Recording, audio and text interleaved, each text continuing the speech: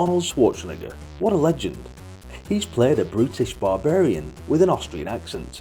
He's played a brutish cyborg with an Austrian accent. And in this game, Red Heat for the Commodore 64, he played a brutish Russian police officer with an Austrian accent.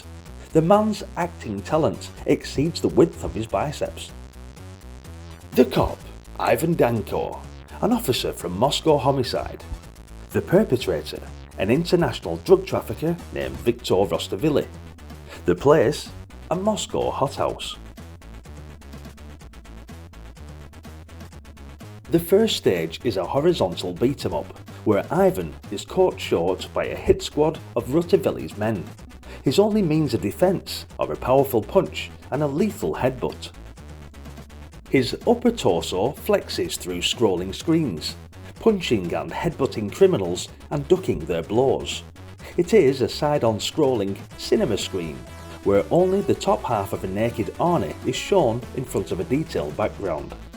When he walks into the screen, it slowly scrolls from right to left. Within a few seconds, some nasty-looking thugs appear. At this point, one immediately notices the smooth animation of the sprites, which move in an impressively lifelike manner. Some thugs need a couple of slaps before they hit the ground, but generally they can be easily beaten. In all levels, the action remains the same. Move your way into the screen and beat hordes of enemies. Due to the very slow progress of each level, along with the constant supply of enemies, boredom will soon rear its ugly head. Red Heat is, in essence, a horizontal, slow-scrolling beat-em-up with an infinite number of enemies to beat. Development team Special Effects added various bonus games in each level, in many ways similar to the intermediate levels on RoboCop, like a shooting gallery or crushing stones to make up for the repetitiveness. Your hand is shown, clenching a rock, and by waggling the joystick very quickly, you must crush a stone.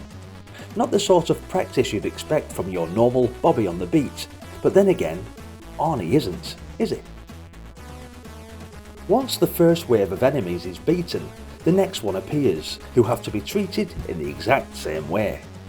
The level is completed when the Red Heat logo at the bottom of the screen is filled up with a different colour. Later levels in Red Heat include a hospital where Arnie will face armed nurses, a hotel with some very unsatisfied guests, and finally an airport where bad guy Viktor Rostavili waits to get punched. I must admit, I love the main loading screen. I mean, come on, look at these two fellas, with their red lipstick and strange pouting. In fact, what happened to the other guy, Art Ridzik, played in the movie by James Belushi? I guess he was off getting his nails done.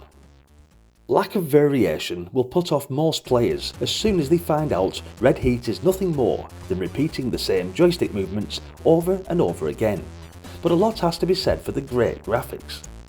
I mean, they're really big too, considering the size of the playing area, with all the characters viewed from the waist up.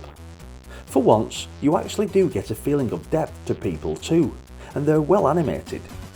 Congrats are due to Ivan Davies and Andy Rickson, the artists. Also, the sound effects and music are again Jonathan Dunn pieces. Red Heat isn't the best ocean software game, but it's no means the worst. A pretty enjoyable, playable arcade-style game, marred slightly by a lack of variety on the main levels. The sub-games provide much-needed variety in gameplay, and the shoot-em-up elements is nicely violent on its execution.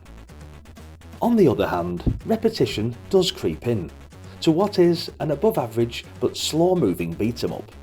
I also found this pretty tough back in the day, but again, these are only my thoughts. What did you think of Red Heat? Were you a lover or a hater?